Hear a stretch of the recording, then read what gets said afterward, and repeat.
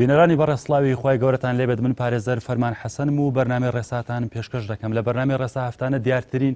ئەو پرسەیاسایانە شرۆفە دەکەن کە پەیوەندیان بە ژیانی ئێوەی بەڕێزەوە هەیە ئەم هەفتەیە دەپرسین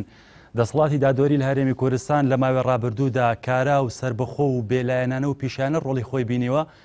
یاخودە و دەسەڵاتە لاواز و بێئیرادێ و ملکەتی دەسەڵاتی سیاسی و سیاسیەکان بووە. دەسەڵاتی دادوەری و دادگاکان لە هەرێمی کوردستان دەسەڵاتی لێپرسینەوەن بۆ هەموو خەڵکی کوردستان بە یەکسانی یاخۆ دەسەڵاتی لێپرسینەوەی لە کۆمەڵی خەڵکی بێپشت و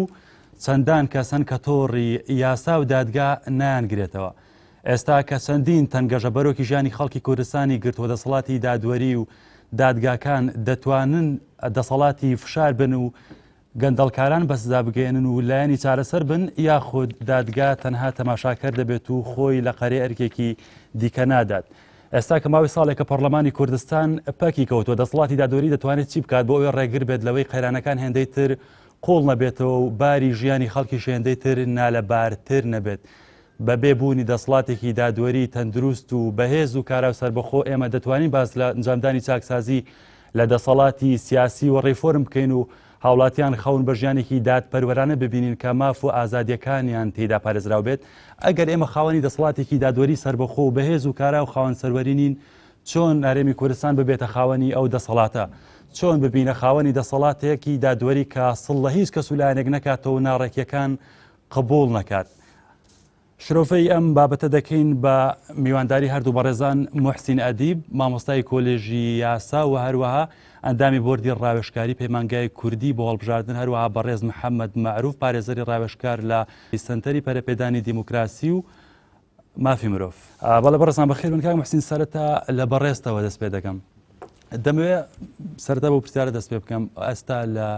هەرێمی کوردستان دۆخی قەزا وەکو دەسەڵات کە هەیە دەسەڵاتێکی خاوەن سەروەریە؟ سەرەتا پیرۆزبایی ئەم بەرنامە تازەیەت لە یەکەم هیوای سەرکەوتنت بۆ خوازم. خۆی ئەساسەن ینی هەموو دەوڵەتێک ینی هەموو دەسەڵاتێکی سیاسی ڕاستتر بڵین دقیقتر ینی خاوەنی سێ دەسەڵاتە دەسەڵاتی تەشریعی و تەنفیزی و قەزایی و ئەم سێ دەسەڵاتە هەردووشە هەرسێکیان پێکەوە توانن تەمسیلی میلەتێک نەتەوەیەک جوگرافیایەکی سیاسی بکەن و هەرکەمیان نەتوانێت بە باشی ئەرکی خۆی ئەنجام بدا خەلیلی گەورە لە ناو سوڵتە سیاسیە دروست هەبێ. لە ڕاستیا ڕەنگە یعنی هەر سێ دەسەڵاتەکە بە تەشریعی و بە تەنفیزی و بە قەزاییشەوە هیچ کامیان وەکو پێویست نەیانتوانیوە لە 25 ساڵی ڕابردووە ئەرکی خۆیان ئەنجام بدەن و بە تایبەتی دەسەڵاتی قەزایی کە لە ڕاستیە دەسەڵاتی قەزایی دەسەڵاتێکی پارسەنکەرە. باشە من دەمەوێت بە پرسمانی بەپێی پرەنسیپی لێکجیاکردنەوەی دەسەڵاتەکان دەسەڵاتێکی دادوەری وەک دەسەڵاتێکی جیا لە بەرامبەر دەسەڵاتانی دیکە وەک دەسەڵاتێکی بەهێز و سربەخۆ خاوەن ئیرادە دەبینرێت؟ هەرگیز بە هیچ جۆرێ بەداخەوە ینی هەمیشە لەم وڵاتانەی هاوشێوەی وڵاتی ئێمە و هاوشێوەی وڵاتی ئێمەیە ئەوەی کە زۆر دەسەڵاتی هەیە هەژمونی هەیە دەسەڵاتی تەشریعیە لە کاتێکا لە ڕووی معنەویەوە لە ڕووی یاساییەوە لە ڕووی شەرعیەتەوە شرعیەتی دەستوری و شرعیەتی هەڵبژاردنەوەوە دەسەڵاتی قەزایی و دەسەڵاتی تەشریعی پەرلەمان زۆر بەڵین فەزلی هەیە بەسەر دەسەڵاتی تەنفیزیە. دەسەڵاتی تەنفیزی هیچ نییە جگە لە کوڕێکی دەسەڵاتی تەشریعی بۆیە هەر لەحزەیە بێوێت توانێت هەڵسوکەوتی هەر لەحزەیە بێوێت توانێت محاسبەی بکە. بەڵام لە وڵاتی ئێمەیە لە کوردستانە ڕێک هاوکێشەکە تاو بە پێچەوانەوەیە و ئەمە چەندێک ڕەبتی بۆ هەیە بێگومان ئەمە سەبەبی زۆرە بەڵام لە سەبەبەکانی ئەوەیە کە ینی ئەوەی کە پێوترێ سەروەری یاسا سەروەری پرەنسیپە باڵاکان لە هەرێمی کوردستانە بە هیچ جۆری حسابی بۆ ناکرێت کە ئەمە من پێم وایە گەورەترین تەمان بێگومان لە سەرکارەکانیش پرسیارت لێ یەکەم بەس من دەمەوێت کەواتە ئێستا دەتوانین ئەوە بڵێن کە ئێمە لە هەرێمی کوردستان خاوەنی دەسەڵاتێکی دادوەرین کە ئەم دەسەڵاتە خاوەنی سیادە و سەروەری خۆی بێت و توانێت لێپرسینەوەی هەبێت و بەرامبەر دەسەڵات و ناڕێکەکان بێگومان بەڵام ینی بێگومان ینی سەبەبی خۆی هەیە ینی بەڵاتە سەبەب زۆرە ینی چێ لە سەبەبەکان ئەوەیە کە طبعا هەموو دەسەڵاتێکی دادوەری لە دنیاە ینی داڕادەیەکی زۆر لە دوو شەقی گەورە پێک دێت. یەکەم محکەمەی عادی قەزای عادی باشە دووەم قەزای دەستوری. ئێمە ڕاستە قەزای عادیمان هەیە لە هەرێمی کوردستانە و چەند ساڵێکش تا ڕادێک بووین لە قەهەڵی قەزایی داری بەڵام ئەوەی کە فەراغێکی گەورەمان هەیە و لە هەمان کە تا زۆر پێویست بوو بوونی هەبێت لە ڕابردووە لە ڕاستیا بریتی بوو لە شەقی محکەمەی دەستوری کە زیاتر لە محکەمەی باڵای فیدراالیا لە محکەمەی باڵای دەستوریە لە محکەمەی دەستوری باڵای هەر ناوێکی لێ نێتوانیت خۆیە بینێتەوە. بۆیە من پێم وایە یعنی ڕەنگە مبالغە نەبێ بڵێم زۆربەی زۆری ئەو کێشە سیاسیانەی لە ڕابردووە ڕویان ناوە هەم لە ناو پەرلەمان هەم لە دەرەوەی پەرلەمان هەم لە ناو حکوومەت هەم مەسەلەی سەرۆکایەتی هەرێمی کوردستان بەڕێی من پەیوەندی بە غیابی محکەمەی باڵای دەستوریەوە هەیە. ئەوتە بەڕێز دوای دەبینی بۆ ئەوەی ئەم دەسەڵاتە بەهێز بێت یاخود سەرکار بخرێت ئەوە بگۆڕێت لەو دۆخی کە ئێستایەتی دای پێویستە محکەمەیەکی باڵا هەبێت و لەسەروی ئەو دادگانە بکە ئێستا بزڵبێت واگەر من پێم وایە لە ڕابردووەمان هەبوایە ئەوەی کە پێوترا ینی ڕەنگە دوایی بە تەفسیل بێ مەسەرە و مەسەلەیە ئەوەی کە پێوترێت کێشەی سەرۆکایەتی هەرێم و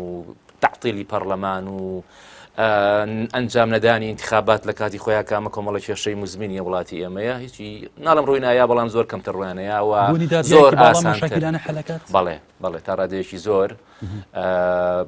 چکە بیرمان نەچێ ینی جگە لەوەی دادگای باڵا باڵێنکە بەڵێن فەراغێک لە دەسەڵاتی دادوەریە پڕەکاتەوە کەوتم ینی باڵێن قەزای دەستوریە لە هەمان کاتە دادگای باڵای دەستوری ئیشێکی زۆر میحواری لە دەوڵەتێکی یان لە حکوومەتێکی لە دەسەڵاتێکی سیاسی دیموکراسە ئەنجامەیە بیرمان نەچێ ینی ڕەنگە ئەم ئیشکالە دروست بێ لای ینی ئەم ئیشکالە هەبێ کە ینی هەنێ خەڵک کەنێ بەڕێز کەیسە گویان لە ئێمە ئەبێ لە یاسایەکان و لە حاکمەکان قەناعەتیان وابێ کە ئێمە لەبەرەوەی کە دەستورمان نییە بۆیە پێویست ناکە ئێمە محکەمەی دەستوریمان هەبێ محکەمەی باڵای دەستوریمان هەبێ وام لە ڕاستیە ینی ئەم مناقەشەیە ئەگەرچی قسە زۆر هەڵەگرێ بەڵام من بۆ خۆم قەناعەتم وایە و برادرانیش لە کەیایی قەناعەتمان وایە کە ئەگەر ینی دەستوریشی نووسراویشت نەبێ نەک دۆخێکی زۆر ئاساییە بەڵکو زۆر خوازراوە کە تۆ خاوەنی محکەمەیەکی دەستوری بیت ناوێنی دەستوری ناوێنەی مراقەباکە لەسەر دەستوری بوونی یاساکان لەسەر ڕەوایی بوونی یاساکان بێگومان وەکێک لە چارەسەرەکان بۆ چاکردنی دۆخی دادگاکان لە دوایە پرسیاری تایبەت لەسەر ئەو بابەتە یەکەم بەس دەمەوێت بچمە لای میوانەکەی ترم کاک محەممەد بەڕێزیشت بەخێر بێ بەڕێز وەک پارێزەری کە ڕاوێژکار کە لە مەجای چاودێری دادگاکان و ڕێکخراوەکەشان بە تایبەتی لە بواری دیموکراسی و مافی مرۆڤ کار دەکات تۆ وەکو پارێزەرێک دۆخی دادگاکان چۆن دەبینی دۆخی دەسەڵاتی دادوەری چۆن دەبینی؟ بەناوی خوا دیارە ئێمە کە باسی لە باز لە دەسەڵاتی دادوەریەکەین دەسەڵاتی دادوەری کایەک نییە کە بەتەنیا قسەی لەسەر بکرێ وەکە محسین ئاماژەی پێدا سێ دەسەڵاتمان هەیە ئێمە لە هەر وڵاتێکە کە هاوتەری بە یەکسانی دەبێ هەرسێکیان بە ڕۆڵی خۆیان هەستن سێ دەسەڵاتی جیاواز بن هیچیان تەداخل لە کاری وتیانە نەکا کە بریتە لە دەسەڵاتی یاسادانان و دەسەڵاتی دادوەری و دەسەڵاتی جێبەجێکردن دیارە کە باز لە دەسەڵاتی دادوەریەکەین تەواو لە هەرێمی کوردستان لە هەموو وڵاتێکی ترە پەیوەستە بە دەسەڵاتەکانی تر ئێمە لە ماوەی حکومڕانی ڕابردووە لە هەرێمی کوردستان ئەگەر باز لە دوای پرۆسی ئازادیش بکەین لە دەسەڵاتی تەنفیزی کە خۆی دەبینێتەوە لە هێزە دەسەڵاتدارەکانی ناو کوردستان کە یەکێتی و پارتیە هیچ گرنگیەکیان نەداوە بە دەسەڵاتی دادوەری بە پێچوانەوە نە گرنگیان پێ نەداوە زۆر کاریان لەسەر ئەوە کردو کە دەسەڵاتی دادوەری لاواز بکەن دەسەڵاتی دادوەری تەهمیش کرێ بە جۆرێک ینی چۆنە بێ دەسەڵاتی جێبەجێکردن گرنگی پێ بدات یعنی چۆن بۆ خۆی بکەوێتە سەرکاری گرنگی پێ بدرێت دیارە بێ گرنگی پێ بدرێ بێ ڕێزی لێ بگیرێەوە بێ بەهای بزانرێەوە و خەڵکی لە بەهاو گرنگی دەسەڵاتی دادوەری تێبگات بۆ نمونە ئێمە ئەگەر باسی هەر کەسێکی ئاسایی ناو دادگاکان بکەین پۆلیس و دەستگا ئەمنیەکان بەشێکن لە دەسەڵاتی لێکۆڵینەوە کە لەگەڵ هاوتا لەگەڵ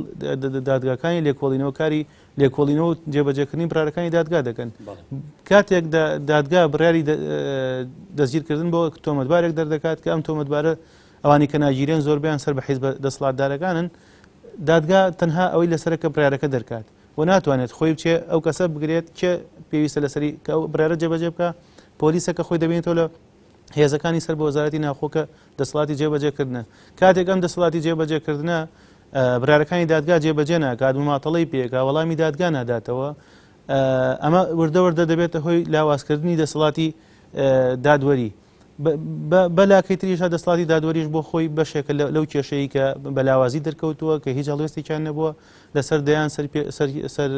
سەرپێچی و لادانی یاسایی دەسەڵاتی جێبەجێکردن بەرامبەر خودی دەسەڵاتی دادوەری هیچ هەڵوێستێکیان نەبووە هیچ ڕاگەیاندراوێکیان نەبووە ئەمە وای کردووە کە بە درێژای ئەم زەمانی کە ئێمە تێپەڕێوین دەسەڵاتی دادوەری بۆ شێوەیە بێت کە ئێستا بە تەکیدی ناتوانین بڵێن دەسەڵاتێکەکە ئەتوانێت بە ڕۆڵی خۆی هەستێ بە کارایی و ئەوەیشی کە ئایا سربەخۆی یاخود سربەخۆنی ئەم دەسەڵاتە ئەگەر لە ئێستادا ئێمە کاتێک قسە لەسەر دەسەڵاتی دادوەریەکەین باسی ئەم ڕۆی دەسەڵاتی دادوەری ناکەین باسی مێژووی ئەم دەسەڵاتەکەین کە لە چەند ساڵی ڕابردووە گەشتە ئەم ڕۆژە بێگومان کەسانی ناسەر بەخۆشی تێدایە دەسەڵاتەکە بۆ خۆی لاوازە دەسەڵاتەکە بۆ خۆی ناسەر بەخۆیە یاخود کەسانی ناسەر بەخۆی وەکو دەسەڵاتەکە من بە ناسەر بەخۆی نازانم بەڵام کێشەیەک هەیە هەیمەنەی حیزب و حکوومەتە بەسەر ئەم دەسەڵاتەوە چۆنە ناسەرکەواتە و دەسەڵاتە بەسەر بەخۆی توانێت ئیش و کار بکات بەبێ دەستێوەردان دەستێوەردانەکە ئەوەیە کە دەسەڵاتی دادوەری نەبووە بەشێک لەو دەستێوەردانە ئەوەندەی کە دەسەڵاتی جێبەجێکردن ئەوەندەی کە حیزبە سیاسیەکان هەیمەنی خۆیان ئەنزاڵ کردو بەسەر دەسەڵاتی دادوەریە بۆ شێوەی کە بەو مەفهومی کە حیزب لە هەرێمی کوردستان هەیمەنی زاڵە بەسەر دادگاکان بێگومان بە تاکیدی بەڵێ ئەمە تەنها دەسەڵاتی دادوەری بۆ خۆی هۆکارە یاخود پێم وتی کە لە ماوەی چەند ساڵی ڕابردووە بە هەردوو ئاراستەکە کار کراوە چ لە دەسەڵاتی لە جێبەجێکردن و حیزبە سیاسیەکانەوە چ لایەن خودی دەسەڵاتی دادوەریەوە یەکێک لەو کێشانەی ترکە لە دەسەڵاتی دادوەریە هێوای کردووە کە زۆر بەهێز نەبێ مەسلەی بودجە و میزانەی دەسەڵاتی دادوەریە کە بەپێی یاساکەی خۆیان ئەبێت لایەن دەسەڵاتی جێبەجێکردنەوە دابنرێ کامێش بێگومان دایمە دەسەڵاتی دادوەری خسۆدە ژێر ڕکێفی دەسەڵاتی جێبەجێکردن بە شڵێکی غێرمباشر کە بۆ کڕینی کەمترین پێداویستی دادگاکان پێویستە وەزارەتی مالیە کە سەر بە دەسەڵاتی جێبەجێکردنە ڕەزامەندی دەربڕێ و کاتە ئەوانە توانن سەرفیکەن و پارەکە ئەو دۆخەی تۆ دەیبینی ئەو دۆخەی قەزای تێدایە ئەو دۆخەی دەسەڵاتی دادوەری تێدایە چاوەڕوانی ئەوەی لێ دەکرێت بەڵێن ئەم دەسەڵاتە توانای ئەوە هەیە دادپەروەری فراهم بکات بۆ خەڵکی و بۆ ژیانی گشتی دادپەروەری بگێڕێتەوە مەسەلەی دادپەروەری تەنها تایبەت نییە بە دادگاکان بڕیارەکانن لەسەرە جێبەجێکردنی بڕیارەکان کە لە دەستی دادگاکانانێن نەخێر بەم شێوەیە و بەم دۆخی کە ئێستا بینین بە هیچ شێوەیەک ئومێدیەوەی لە ناکرێن تەنها بڕیارەکانە لەسەرە بەڵام بڕیارەکانیش دراون و کە ئەوەندە زۆر بن جێبەجێ نەکرێن بەڵێ بێگومان زۆرن بە تایبەتی و بڕیارانی کە لەسەر کەسانی حیزبی لەسەر کۆمپانیا حیزبیەکان لەسەر دەستگا ڕسمیەکانی سەر بە حکوومەت سەر بە دەسەڵاتی جێبەجێکردن دەسەڵاتی دادوەری بۆچی خۆی لەسەرم بابەتە نایەتە جواب ئەگەر چەندان بڕیاری دابێ ئەم دەسەڵاتە بۆ ئەوەی ڕوبەڕوویدا هەژمونکاری دەسەڵاتی جێبەجێکردن یا حکوومەت یا گەندەڵی بێتەوە بۆچی وەک دەسەڵاتێکی بێدەنگ ئەبینرێ ینی هیچ پرسیارێک ئێمە هەمیشە کردومانەوە کوڕێکخراوی دیەچاری لە کوێ راپۆرتەکانمانە ئاماژەمان پێداوە سەدان و هەزاران سەرپێچی دەسەڵاتی جێبەجێکردن و پارتە سیاسیەکان و کۆمپانیا حیزبیەکانمان خستۆتە ڕوو نەشرمان کردو باسمان کردووە دەسەڵاتی لە کاتێکیش لەگەڵ دەسەڵاتی دادوەری قساکەی خۆشاندان بەوە دادەنێن بەڵام هەتاوەکو ئێستا هەڵوێستێکی جددی هەڵوێستێکی واضح و ڕوونمان نەبینەوە لە دەسەڵاتی دادوەریەوە کە لە بەرامبەر ئەو سەرپێچیانە لە بەرامبەر ئەو ملەتدانانی دەسەڵاتی جێبەجێکردن بەرامبەر دەسەڵاتی دادوەری هیچ هەڵوێستیان هەبێت دەست خۆشکار محەممەد کاک محسین چی دادگا و قەزای بەم دۆخە گەیاندۆ بەم ئاستە گەیاندۆ کە ئێمە چاوەڕوانی ئەوەی لێ نەکەین ئەم دەسەڵاتە بۆ ئێمە چۆنەڵی ژیانێکی دادپەروەرانە بنیاد بنێت و ڕوبەڕووی دەسەڵاتی جێبەجێکردن و حکوومەت بێتەوە چۆنەڵی گەندەڵکاران سزا بدات کە خەڵکی لێ چاوەڕوانن مافی گشتی بگێڕێتەوە چی ئەم دادگایی بەم دۆخە گەیاندووە وڵی ڕەنگە قسەکردن ینی قسە لەسەرەوە مۆزوعات زۆر کرابێ بەڕاستی و ینی مشتوانی سا چەند ساعتی قسە لەسەر مەسەلەی بکەین بەڵام بۆی کات بەو مۆزوعانەوە نەکوشین ڕەنگە من ینی زۆر بە کورتی ئاماژە بۆ بکەم کە کاک محەممەد ئاماژەی بهێنێ مۆزوع کرد کە فعلا ئەوە ڕاستە بەڵام وەکو لەسەردا چۆن باسم کرد ینی بابڕین لایەشی محکەمە کە وەکو محکەمەی دەستوریە لە وڵاتی ئەمە غایبەوە چێکە لە سەبەکان سەبەبێکی تریشەیە کە لە ڕاستی ئەو کاک محەممەدیش باسی کرد مەسەلەی تاعینە ینی خۆی ینی تۆ بۆەوەی کە خاونی قەزایەکی زۆر سەربەخۆبی لە ڕاستیا بێ ئەگەولەوە بێت چۆن ینی خەڵک تاعینەکەی وەکو قازی جانتە زانی ینی لە وڵاتی ئەمە دانانی میکانیزمی دانانی دادوەرەکان بۆ خۆی مەسەلێکی زۆر گرنگە ینی لە هەنێ وڵاتە بە ئینتیخابات ئازانی ینی بە ئینتیخابات حاکمێک دانرێت بۆ نمونە و ینی شێوازی تەعینکردن و دەستنیشانکردنی قازی مەسەلەیەکی زۆر گرنگە بەڕاستی ئەمە یەکەم دووەم وەزیفەی چییە وەش مەسەلەیەکی زۆر گرنگە و سێەم زۆر لەوە گرنگترەوەیە کە ینی سوڵتەی تەنفیزی یان هەتا وەزارەتی عادلیش دەسەڵاتی ئەوەی نەبێت کە بە ئارەزوی خۆی مەسلحەتی حیزبی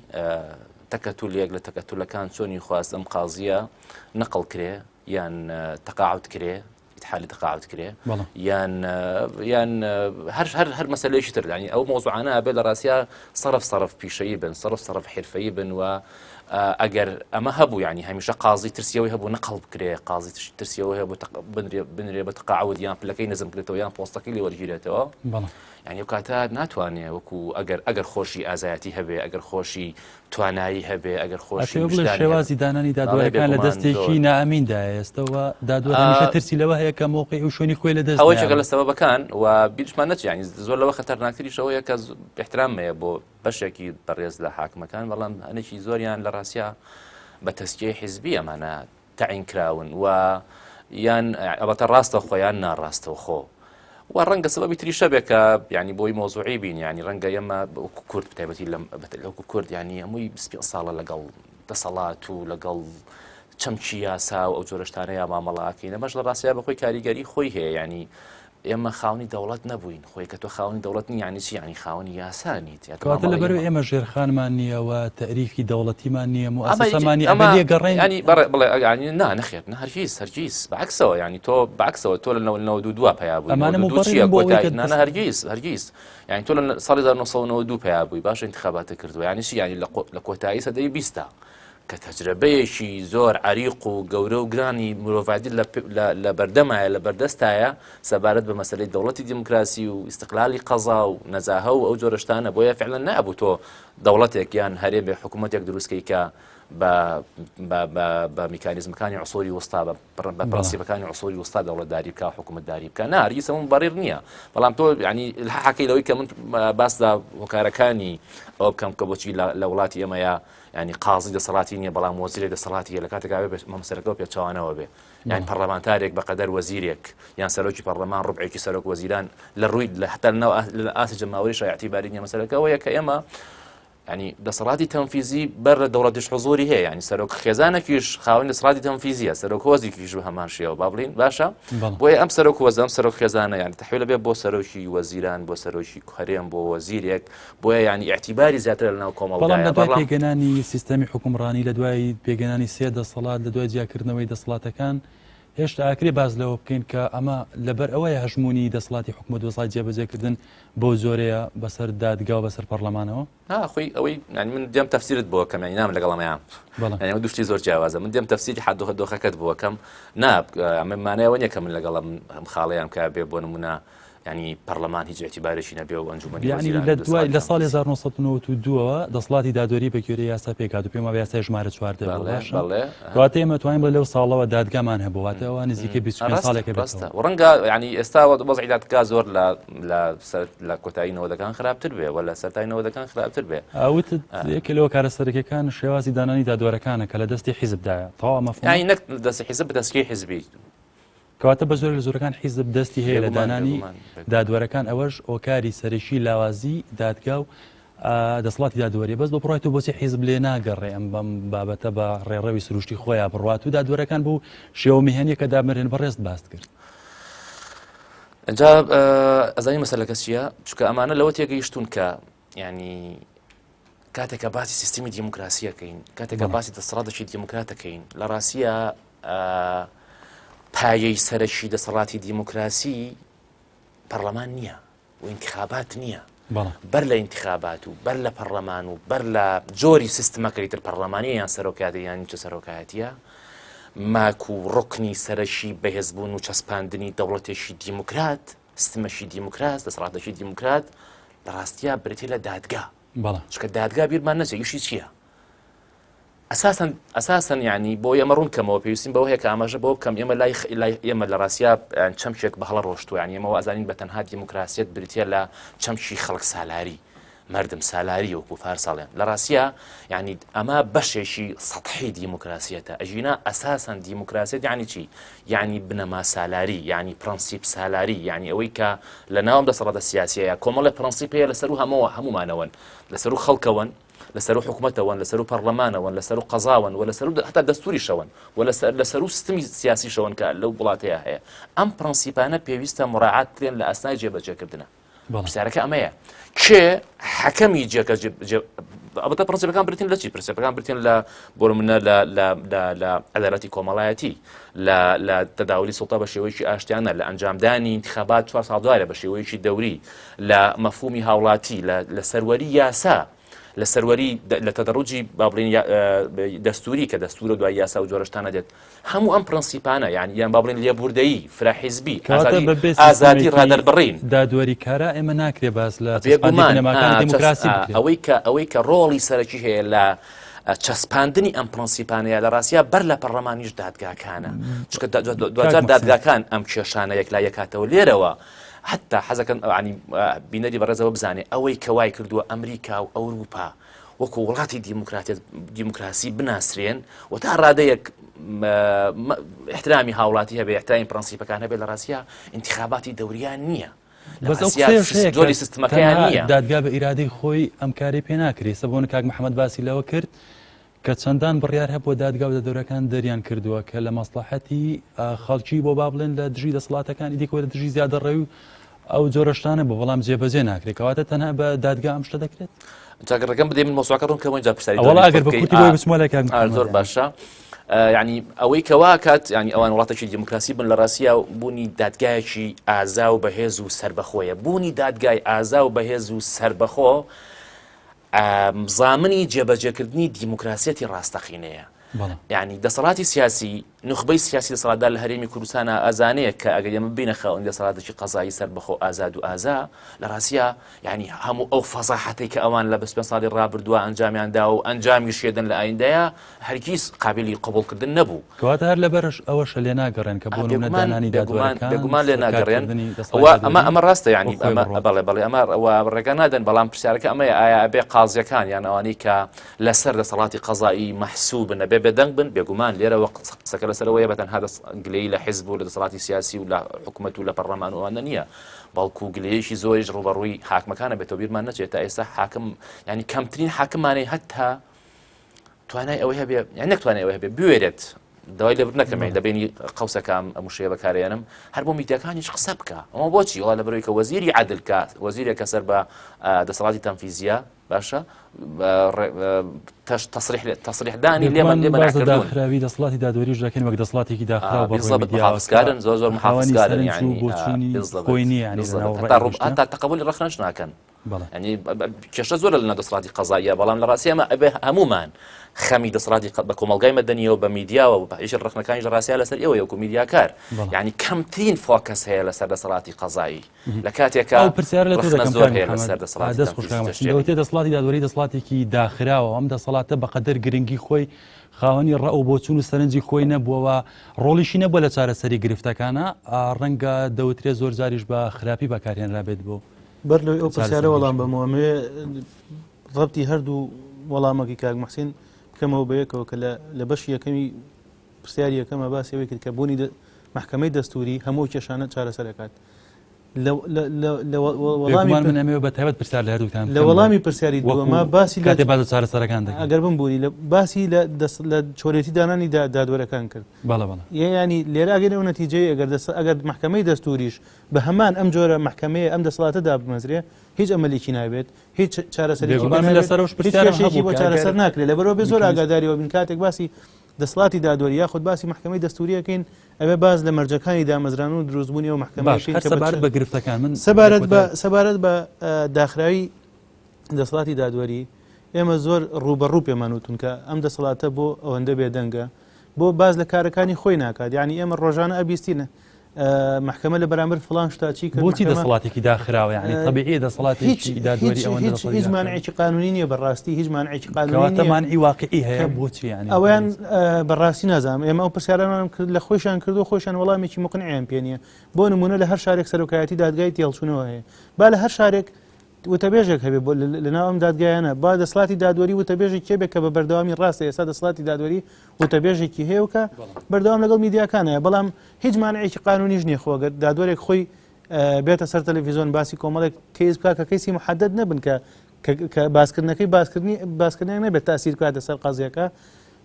یاخود داتا هەتا تۆ بچۆ ئەم ساڵ بچۆرە ئەنجومەی دادوەری بڵێ داتای ڕێژەی تەلاق و جیاببوونەوە بنێ زۆر بە قورسی دەستەکەی زانی بڵێ ژمارەی ئەو داوایانم بنێ کە لە دادگای تاوانەکان بینراوە زۆر بە قورسی دەستەکەوێت ینی ئەمان لە شتە سادەکانە زۆر داخراون چ جای بگا بەوەی کە هەندێک شت هەیە یعنی ڕەنگە لەوە تحفظی ئەویان هەبێت تۆ بۆ خۆت ئەگەر بەرەو میدیا بکرێنەوە میدیا دەست بەرێ بۆ کۆمەڵە شتی ترکەوان مەبەستیان تۆ شاوڕای لەگەڵەوەی کە شێوازی دانانی دادوەرەکان لە هەرێمی کوردستان بە تەسکەی حیزبی دادەنرێن من ئەتوان بڵێم لەم چەند ساڵی ئەخیرە تا ڕادەیەکی زۆر کەم زۆر تەسک ئەو مەجالە ماوە بەڵام لە ساڵانی ڕابردووە لە بیدایەتی نەوەتەکانە هەتاوەکو بیدایەتی 2000ەکانیش ئەتوانین بڵێن حیزب تەدەخلی هەبووە بڵێ حیزب دەستی هەبووە لە دامەزراندنی هەندێک لە دادوەرەکانە ئەبێ هەمیشە ئەو زۆر بەئینساف و قسە بکەین کە کۆمەڵێک خەڵک هەیە بەتوانە و کارایی خۆیان گەشتونێتە ئەو شوێنە بەڵام لە پاڵ ئەوەیش بە ئاعترافی خۆیان یعنی ئەو قسەیە هی من نییە بە ئاعترافی کۆمەڵێک دادوەری بەڕێز کە خۆیان وتوانە بڵێ کۆمەڵی خەڵکیش کراوە بە دادوەر کە لە ئاستی پێویستانین کە ئەگەر بە ناڕاستەوە خۆش بە حیزب تەدەخلی لە کارەکان کەسێک دەتوانێت بێتە سەرۆکی دادگا بەبێ ئەوەی پشتیوانی حیزبی و کەسی هەبێت لە هەرێمی کوردستان سەرۆکی دادگا بۆن بەپی یاساکە بەڵام کوردستانە ئەوەی کە من ئەیبینم من بەڕاستی لە سنووری پارێزگای سلێمانی قساکەمە تا ئێستا و کەسێک کە لەو شوێنەدایە بە تەدەڕوجی قانونی و بە مەبەست هەموو هەرێمی کوردستان بوو چۆنی دەبینی کەسێک دەتوانێت لە ناو سیستەمی دادوەریە ئەگەر بە شێوازە ئامەکەیشی بکەین تەسەورەکەم ئەوەش هەر بەشێک بێت لەوەی کە حیزب ئەگەر بە ناڕاستەوە خۆش بێت تەدەخل بکات وە ڕۆڵی هەبێ بە تەئکیدی سەبارەت بۆ کارەکانی دیکەی کە لە پاڵ میکانیزمی دانانی دادوەرەکان کەوتمان بە زۆر لە زۆرەکان دەست و پێی دەسەڵاتی دادوەری بەستووە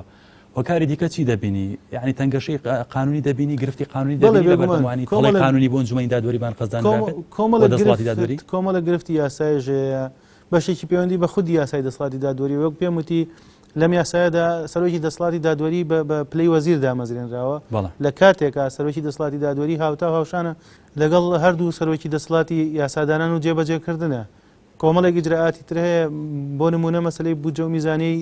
دەسەڵاتی دادوەری کە لەژێر دەسەڵاتی جێبەجێکردنایە هەندێک جاریش بەڕاستی دادگاکان دەسەڵاتی دادوەری خۆی بۆتە بەشێک لەو لەمپەرانەی کە خۆی ئیرادەوەی نەبووە کە ئازاد ببێت لەم کۆت و بەندانە هەتاوەکو ئێستا ئێمە داوا دەکەین هاوار دەکەین کە لێکۆڵینەوە لە دەستی پۆلیس دەربهێنرێ و بدرێتەوە بە دادگا کە لە ئەسڵ و لە قانونە ئەوەیە کە لێکۆڵینەوە لە دەستی دادگاکان نابێت هەتاوەکو ینی چەند جارێک دەسەڵاتی جێبەجێکردن ئامادەیی خۆی پیشانداوە کە فەرمونون ئەوە لێکۆڵینەوە ئێمە لە پۆلیسی وەرەگرینەوە تەسلیمی خۆتان دەسەڵاتی دادوەری خۆیان وەریان نەگرێتەوە بۆ نمونەیەکێک لە هۆکار لە مبارڕەکانیان ئەوەیە کە محقق عدلی دەسەڵاتی محقق قەزایی لێکۆڵی دادی پێویستیان لە بەردەستانەیە ویشە بکات لە کاتێکە ئەیان توانی پێم باشتر سەبارەت بە ڕێگری یاسایەکان کە باسکرد کەمێک زیاتر ڕوونی بکەوە چۆن ئەم یاسایە چۆن بووە ینی چۆن بووە پێویست بوو چۆن بێت بۆی دەسەڵاتێکی باشتر بەر لە هەموو شتێم یاسایە بۆیە دەسەڵاتی سەرۆکی بەناس باسی بکردە کە سەرۆکی دەسەڵاتی دادوەری هاوشان یەکسانە بە سەرۆکی دەسەڵاتی یاسادانان و جێبەجێکردن دووەم ئالێتی دامەزراندنی و دانانی سەرۆکی دەسەڵاتی دادوەری ئالێتێکی دیموکراسی و پێشکەوتوو وایە بۆ نمونە ئەکرێ بە هەڵبژاردن کەسێک بێتە سەرۆکی دەسەڵاتی دادوەری کە لەناو دەسەڵاتی دادوەریە بواە و مەرجەکانی بۆ شێوازە یاسایە نەبووە هەروەها جیاکردنەوەی بودجە کە من ئەم قسەیە زۆرەکەمە باسی بودجە زۆرەکەمەوە ڕۆڵێکی زۆر گەورە و گرانی هەیە لە ئازادبوونی دەسەڵاتی دادوەریە بەڕاستی ئەوەی کە ئەم ساڵ ڕوویدا لە هەرێمی کوردستان بە تاریخی دەوڵەتە زۆر دیکتاتۆریەکانیش ڕووی نەداوە کە دەسەڵاتی جێبەجێکردن بێت دەستخاتە ناو موچە و بودجە و میزانی دەسەڵاتی دادوەریەوە کە لە هیچ وڵاتی دنیا ئەمە ڕووی نەداوە ئەگەر دەسەڵاتی دادوەری خۆی خەڵکە لە بودجە هەست بە هەژمونی وەزارەتی دادەکەی بەسەر دەسەڵاتی دادوەریەوە لە ئێستادا کەم بۆتەوە هەژمونی دەسەڵاتی داد کەم بۆتەوە چونکە دەسەڵاتی دادوەری بۆ خۆی یاساکان زیاتر مافیان بە دەسەڵ بە وەزارەتی داد دەسەڵاتەکان جیاکراوەتەوە داواکاری گشتی گرنگە لای دەسەڵاتی دادوەری بێت بە بڕایەوە بێگومان بەشێکی لەناو پێگاتی وەزارەتی بەشێکی گرنگی دەسەڵاتی دادوەری بریتیە پێویستە بکرێ بە دەسەڵاتی داواکاری گشتی کە بەشێک بێ لە ئەنجومەنی دادوەری تو بۆچی داواکاری گشتی ئەنجومەنی شورا دادگا کارگەڕیەکان بۆچی موەسسانە سەر بە دەسەڵاتی دادوەری ئەمە کێشە هەرە گەورەکەیە کە سەر بە دەسەڵاتی جێبەجێکردن و دەسەڵاتی جێبەجێکردن نەتوانێت خۆی چۆنی بێت تەحەکومیان پێستەکەی دەستێکە بۆ بان قەزی سوێت ئێمان لای دەسەڵاتی دادوەری نەبێت هیچ گومانێکی تیانە گەر ئەندامێکی داواکاری گشتی ویستی کێسێک بجوڵێنە زۆر بە ئاسانی وەک کاک موحسین ئاماژەی پێدا لەم سەری کوردستان نەقلیکەن بۆ سەری کوردستانیان هەموو ڕێگرێکی لێ بکەن بەڵام ئەگەر داواکاری گشتی و دەسەڵاتی دادوەری بەیەکەوە ئەنجومەنێک بن و دەسەڵاتێکی تایبەت بن و بتوان مواجهەی ئەو کەیسانە بکەن کە لەلایەن حکوومەت و حیزبەکانەوە کرێ بێگومان ئەوە لە زیانی حیزبە دەسەڵاتدارەکانەوە کارگیز نایە ئەبێ ئەوەشمان بیر نەچێ ماف نادرێ وەرەگیرێ لە هیچ دیموکراسیترین دەوڵەتی ئەم دنیاە دەسەڵاتی جێبەجێکردن حەز ناکات دەسەڵاتی دادوەری و داواکاری گشتی بەهێز بێ چونکە بتەوێت نەتەوێ هەر ترسی هەیە مەترسی هەیە بەرامبەر ئەو دوو دەسەڵاتە بەڵام ئەوە دەسەڵاتی دادوەری و داواکاری گشتێت لە وڵاتانە کە خۆیان توانیانە خۆیان بەهێزکەن ئەوە سەقافەتی خەڵکەکە و میدیا و ڕێکخراوەکانە کە توانیانە ئەم دوو دەسەڵاتی دادوەری و داواکاری گشتێ بپارێزن لە هەیمەنەی حیزبی و لە هەیمەنەی دەسەڵاتی جێبەجێکردن وە کۆمەڵێک پرۆسەی تر بەڕاستی کە هەمووی هۆکارە. کاک محسین سەبارەت بە لەم پەریاسایەکان ئەگەر بۆ نمونە داواکاری گشتی بخرێتە سەر دەسەڵاتی دادوەری ئەگەر بۆ نمونە ئەنجومەنی شوورەیە هەموو کۆی و دەستگانەی کە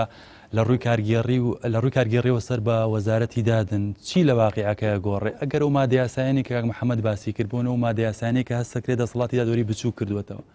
ئەگەر مادەیاسانە چاک بکرێت شتێک لە واقعەکە ئەگۆڕێت یاخود هێشتا لەمپەری دیکە لە پشتەوە هەن کە بە نەستی قانون چاک نابنەمان. سیرکاک فەرمان ئێمە لە ڕاستیە ینی بۆ ئەوەی کام دۆخی هەرێمی کوردستان تێپەڕێنین ینی ئەلبەتە ینی دەست بۆ هەر شتێکە بێ هەر مەجالێکە بێ لە هەرێمی کوردستان لە ڕاستیا وەکو ئەژدیها پێێتەوەیە ینی وەزعی هەرێمی کوردستان بەتەنها لە سوچەکە لە بوارێکی دیاریکراوە خەتەرناک و پڕ ئەزمە و پڕتەنگەژە نییە بەڵکو ینی دەست بۆ هەر شتێکە بێ پێێتەوەیە بۆیە لە ڕاستیان بۆ تێپەڕاندنی ئەم دۆخە پێویستیمان بە نەخشە ڕێگا هەیە ینی پێویستیمان بە نەخشە ڕێگایەک هەیە و ئەم نەخشە ڕێگایە لە ڕاستیا ئەبێ لە دادگاکانەوە دەست پێ بکات چکە کوتم ینی کەواتە دەبێت دادگاکان ڕۆڵی سەرەکی ببینێت ئەبێ ڕوکنی بەڵێ ڕانی ئەبێ هەم خۆیان چاکرێن و هەم کە خۆیانمان چاک کرد تا ئێستا پێچەوانەکەی ببینین ینی وەزعمانێکە زۆر لە پەراوێزدا بۆیە وەزعمان زۆر خراپە لەبەرەوەی کە فعلا ئێمە هەر نەک دەسەڵاتێکی دادوەری بەهێزمانیە بەڵکو زۆر لاوازیشە بەداخەوە وتم ینی لاوازیەکە مەرج نییە بەتەنها ڕەبتی بە خودی قازیەکانەوە هەبێ بەڵکو ڕەبتی بە جۆری سیستەمەکەەوە هەیە سەرکە من بۆیە یان سەرتاوە مەشەم بەوە کرد کاک محەممەدیش ملاحەزەیشیە لەسەر مەسەلەی دادگای باڕای دەستوری طبعا پەیوەندیێکی زۆر بەهێزیە وەکو لە سەرتاوە باسم کرد لە بینی دیموکراسیەت و لە بینی دەستورە بەس پرسیارەکە ئەمەیە دەستور خۆی چییە؟ ینی ئەساسەن دەستور برتێ لە ناوڕۆکی هەموو دەستوری دنیا سیر بکە دەستورەکان لەم پڕی دنیاوە بۆ پەڕی دنیا سیر بکە دەستورەکانی دنیا هەمویان بە شێوەیەکی گشتی بریتین لە کۆمەڵی پرەنسیپی باڵای دەوڵەتداری کە مرۆڤایەتی بە مروری زەمن پێی گەیشتووە کە ئەم پرەنسیپانە پێویستە لە دەوڵەت هابوونیان هەبێ ئەگەر تۆ بتەوێت دەوڵەت ینی خزمەتی خەڵک بکە باشە بە کورتی کەواتە ینی ئەساسەن ئەوەی کە پێوترێت دەستور ینی هیچ نییە کە دەکەێت ڕێفراندۆم لەسەر دەستورەکە یانی چی شەرعیەتە دەی بەوەی کە شەرعیەتێکی میلی شعبیە دەی بەم پرەنسیپانە جنا پرەنسیپانە پێشتر بوونیان هەیە لێرەوە لە ڕاستیە تۆ ئەگەر خاوەنی دەستور بیت یان نەبیت فەرقی نییە چونکە ئۆکەی ئێستا ڕەنگە زۆر شت لەسەر لە کوردستانە زۆر باحیسمان هەیە زۆر خەڵکمان هەیە لە میدیاکانەوە قساکەن هەموو کێشەکانی هەرێمی کوردستان بەوە بەستنەوە کە ئێمە خاوەنی دەستور نین کە لە ڕاستی ئەم قسەیەکی زۆر نادەقیق و زۆر نەزانستیە زۆر ناعلمیە و ئەیانەوێ هەرچی باشەکانە بۆ هەڵواسنەوە ئەگەر ئیزم بێ مۆزوع ڕوونکەمەوە بگورە پێم وایە وەختمان زۆر کەماوە من بەلامەوە گرنگم مەسەلەی ڕوونکەمەوە گەر ئیزم بدەیت لە ڕاستیە ئێمە ینی کێشەی ئێمە ئەوە نییە کە دەستورمان نییە ینی ئێمە کێشەمان ئەوەیە کە هەموو کێشەکان بۆەوە ڕەبتەک بە مەسلەیەکەوە ڕەبتەکەین کە لە ڕاستیا کێشەکان حل ناکە ئەساسەن ئێمە ڕاستە دەستورمانیە بە شێوەیەکی نووسراو بەڵام لە ڕاستیا دەستوری دەنووسراومان هەیە کە ئەوە مەسلەیەکی زۆر گرنگە و ئەمە بەتەنها خۆمان نییە نووسیبەتمانەوە وەکو وتم ینی کۆمەڵێک پرەنسیپ هەیە لەسەر ئاستی دنیا لەم شەری شەرقەوە بۆ سەری غەرب هەمویان متتەفقن لەسەری بۆیە تو ئەگەر سبەینە بشبیتە خاوەنی دەستور ینی بۆ نمونە ساوڵەن دەستورمانیە باشە دەستورمانیە بەڵام تۆ تەوەقوعی ئەوەکەی سبەینە دەستورێک بنووسێتەوە و بنەمای استقلالی قەزایتیانە بێ کە ئەمە لە هەموو دەستورێکی دنیا هەیە کەواتە دەست قەزا ئەبێت چی بێ ئەبێ سەر بەخۆ بێ ئەمە مەبدەئێکە دەستوریش نەبێ ئەبێ باوەڕ بەم پرەنسیپە هەبێ باشە پرەنسیپی جاکردنەوەی دەسەڵاتەکان لە یەکتری دەستور هەبێ نەدبێ ئەبێ باوەڕ بەم بنەمایە هەبێ و بە ئیشی لەسەر بکەی بنەمای ئازادی ڕادەربڕین کە ئەمە بنەمایەکی سەرەکی هەموو سیستەمێکی دیموکراسیە بەکوردی مەبەست ئەوەیە کە دەکرێت ڕۆڵی دەستور بسپێترێت بە مەحکەمەیەکی باڵا بەڵێ ئەنی بێگومان ینی سێ مبەڕیر هەیە کە لە ڕاستیاوە ئاکات کە ئێمە ئەگەر ببینە خاوەنی دەستورێکی دەدگایکی دەستوری باڵا سێ مبەڕیری یاساییمان هەیە یەکەمیان ئێمە لە ڕاستیا پێشوەختە وەکو وتم خاوەنی کۆمەڵێکی یاساین کۆمەڵی کاوانی یاساین کە ڕەهەندی دەستوریان هەیە کە ئەمە واضح لە هەموو یاسایەک وەمە واضحە. دووەم ئەساساً تعریفمان بۆ دەستور بینشمان بۆ دەستورە بگۆڕین بەوەی کە دەستور هیچ نییە جگە لە کۆمەڵی پرەنسیپی باڵا بە دەوڵەتداری و حکومەتداری. ئەم پرەنسیپانە وەکوتم پێشتر بوونیان هەیە باشە. سێمیان یعنی ئەمە نمونەی باڵامان هەیە لە ڕاستیە لەمڕۆ. ئیسرائیل تا ئێستاش دەستوری نییە، بەڵام محکەمەی عەدلی عولیای هەیە کە یەکێ لە ئیشە سەرەکیەکانی بریتە لە چی؟ بریتە لە ڕەواییبوون و دەستوریبوونی یاساکان کە لە ئیسرائیل ئاسانە کە ئەم مؤسسەیە جێگەی نەسی قانونی دەستوری بگرێتەوە؟ جێ ناگرێتەوە لە ڕاستیە. وەکوتم یعنی کۆمەڵە پرەنسیپی باڵا دەبێتە بەدیلی دەستور بە گوێرەی ئەو قسانێت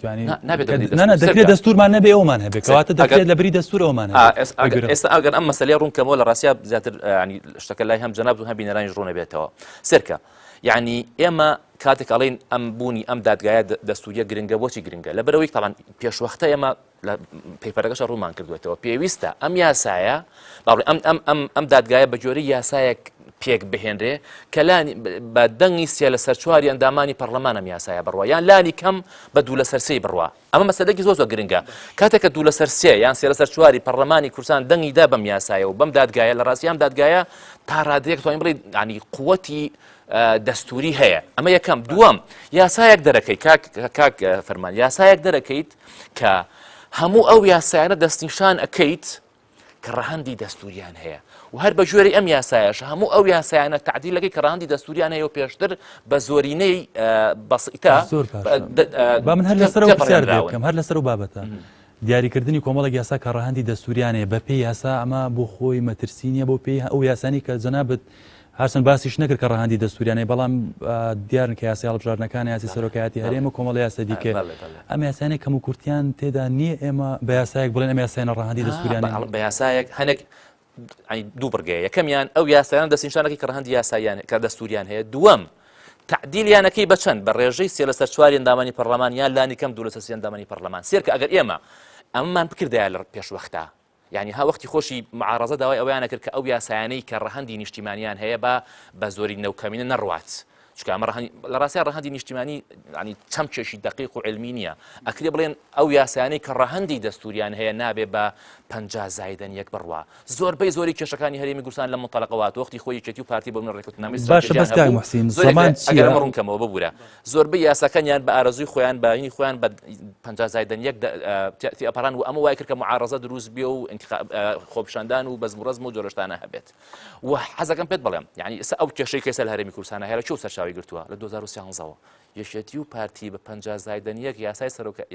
ماوەی سەرۆکاتی مەسعود بەرزانی درێژ کردەوە. باشە لێرەوە کێشەکان گەورە بوون و شتەکەشان یاسایی بوو. بۆچی یاسایی بوو؟ چکە 50 بوو. بەڵام ئەگەر پێشوەختە ئێمە ئەم وعیەمان هەبێ مادام یاسای سەرۆکاتی هەرێمی کوردستان ڕەهەندی دەستوری هەیە نابێ بە 50 بڕوە ئەبێ لانی کەم بە دوو لە سەر سێی پەرلەمانتاران بڕۆشتایە. ئەگەر ئەو مەرجە هەبوایە یەکێتی و پارتی نەیانەتوانین دوو لە سەر سێ دواییش ئەگەر حەزەکەم پێت بڵێم دواییش ینی حتا ئەو ئەخر ئەم مۆزوع گرنگە پێم وایە خەتای خۆتە ئەم مۆزوع وایە زووتر قسەمان سەر ینی حتا ئەم مۆزوعش ینی ئەگەر ئەم مۆزوعمان هەبوایە ئەوەی کە پارتی ناوی نابوو گەلە کۆمە باشە لە نۆزدەی ئاب بوو کەی بوو ینی ئەم کێشەیەش دروست نابوو. ئەو کاتە باڵێن چوار حیزبەکەش یەگرت و کۆمەڵ و گۆڕان و یەکێتیش نەیانەتوانی بیر لەوە بکەنەوە کە بە 50 بۆ نمونە ئەم یاسایە تعدیل کردن لەسەر ئەوەیەکە ئێمە گەر ئەم وعیەمان هەبوایە بەوەی کە ئێمە نەبوونی دەستور کێشە نییە بەڵام ئەوە گرنگە کە ئێمە حسابی دەستوری بۆ هەندێک مۆزوع بکەین کە ڕەهەندی دەستوریان هەیە و ئەم مۆزوعش کێک لا یەکاتەوە محکەمەیەکی دەستوری باڵا کە ڕەواییبوونی یاساکان و بینی کەوانەیە کە دەستوری بوونی یاساکان یەکلایی بکاتەوە. من ویستم بپرسم زەمان چییە بۆ ئێمە محکەمە باڵایم دادگا باڵایی کە بەڕێزت باسی دەکەیتەوە لە وەک چارەسەری کۆمەڵێک لەو مەشاکلانەی کە باس کرد زەمان چییە کامش بەشێک نەبێت لەم سیستەمە دادوەریەکەیە بەس زۆر بە کورتی بۆی بچمە لەگەڵ محەممەد معقولە ئەساساً ئێمە گلەیمان لە دادگا هەیە یعنی نەبوونی دادگا لە دادگا زەعیفە باشترە بوونی دادگا لە نەبوونی باشتر ئەمە یەکەم. دووەم بوونی ئەم دادگایە لە نەبوونی باشترە. سێەم کاتێک ئێمە باسی دروستبوونی ئەم دادگایەکەین لە ڕاستیە وەکوتەوە من نەخشە ڕێگایە ئەوەی کەمی باسیەکەین ئەوەی کە لای ئێمەیە نەخشە ڕێگایە وەتە تۆ بە ڤیژنێکی تازەوە دێی ئیش لەسەر دروستکردن و تەشکیلکردنی محکەمەیەکی دەستوری باڵاکەی وتم بە جۆرەی یاسایەک ئەم محکەمەیە دروستەکرێ کە لانی کەم بە دوو لە سەر سێ ئەندامانی پەرلەمانی کوردستان ئەم یاسایە بێڕایی کرێت. لێرەوە لە ڕاستیە ئەکرێت زەمان دروستکەین بۆ ئەوەی کە ئەندامانی ئەم دادگایە کۆمەڵی خەڵک بن کە بتوان ئەرچی ڕاستەقینی خۆیان ئەنجام بدەن ئەمە یەکەم دووەم زەمان کە لە هەمووی گرنگترە خودی ئیشەکەیە بیرمان نەچێ ئەو ئیشێکام دادگایەکە ئیشێکی یعنی ئیشێک نییە لە ژێر پەردەوە لەسەر پەردەیە یعنی بڵێن لەسەرەوە قسەکرێ خەڵکی بینێ میدیای بینێ بۆیە هەمیشە میدیا مڕاقبی ئەم ئەندامانی ئەم دەستخۆش کاک محسین کاک محەممەد بەڕێزت چۆنی دەبینی یعنی معالەجەکان بۆ چاکردنی دۆخی قەزا چارەسەرەکان چین ئەوەیە کە دادگایەکی باڵا هەبێت یاخود لەم پەرەیاسایەکان نەمێنێ یاخود پێگاتی دەسڵاتی دادوەری زۆر ڕاشکاوانە وەڵامیان پرسیارە بدەمەوە بەڕاستی ئێمە نەبە یاسای جوان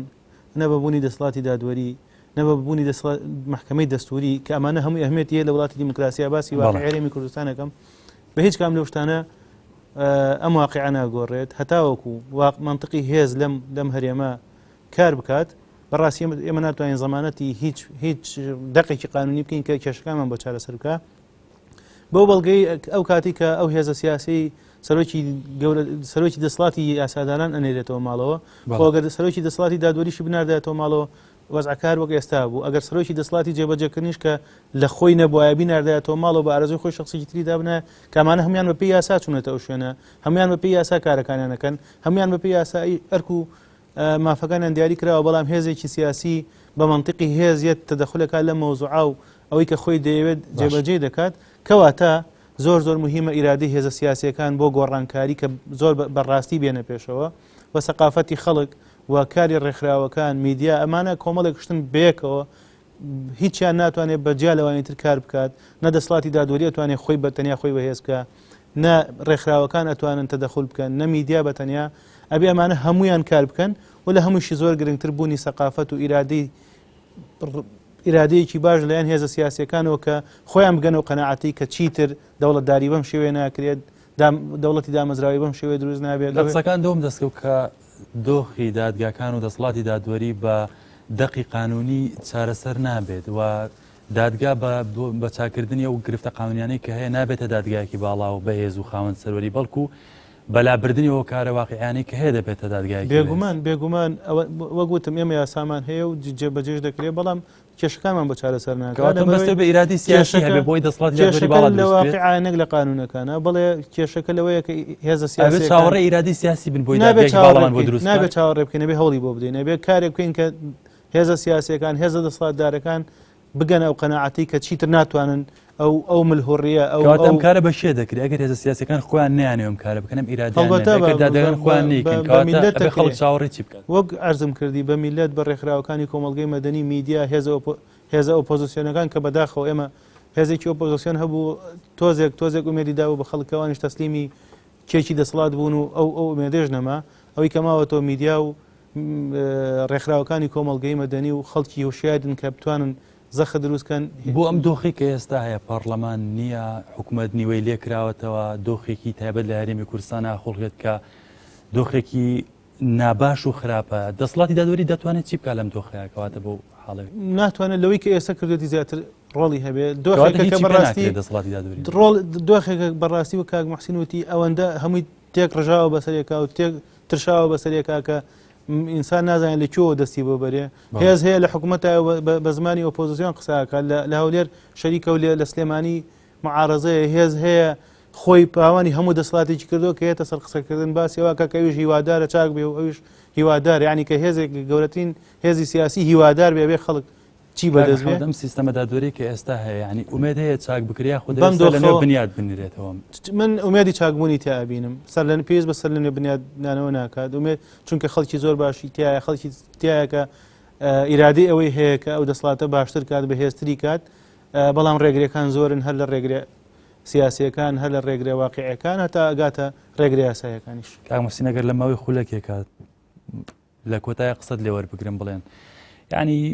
نازانم قسەی کۆتایی تۆ چییە بۆ ئەو دۆخە جگە لەو پێگەنانی دادگای باڵایی کە باسمان کردەوە کارانەی یعنی ئەم دادگایە بەڕێزت چۆنی دەبینی و ئومێدت هەیە ئەم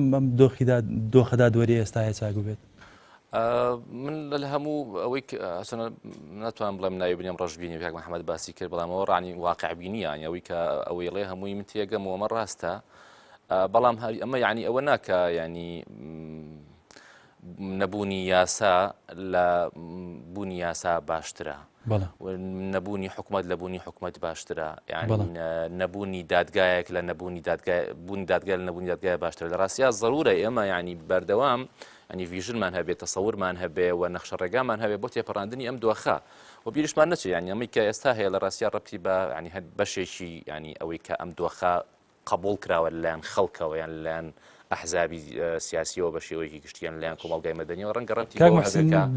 داعشەوە هەبێ داعش تەواوە بێ ئێمە ئەبێ نەخشە ڕێگامان هەبێ بۆ کوردستانی دوای داعش بەبێ کارەکردنی سڵاتی دادوەری ئومێد هەیە باسی چاکردنی ئەو دۆخە و چاکسازی و سەرپێکردنی سیستەمی حکومڕانی بکەین لە هەرێمی کوردستان تا نەبینە خاوەنی دادگایەکی ئازا و سربەخۆ و بەهێز و پرۆفیشناڵ لە ڕاستیە ئەبێ خەڵک بە هیچ جۆرێ گەشتبین نەبێ بە سەپاندنی سیستەمێکی دیموکراسی. بەڵێ بینەرانی بەڕێز زۆر سپاس بۆ ئێوەش کە لەگەڵمان و زۆر سپاس بۆ هەردوو میوانەکانم کاک محەممەد معروف و کاک موحسین ئەدیب زۆر سپاسانەکەم تا بەرنامەیەکی کە هەر ساغ و سەلامەت بوون و سپاس بۆ ئێوەش دووبارە.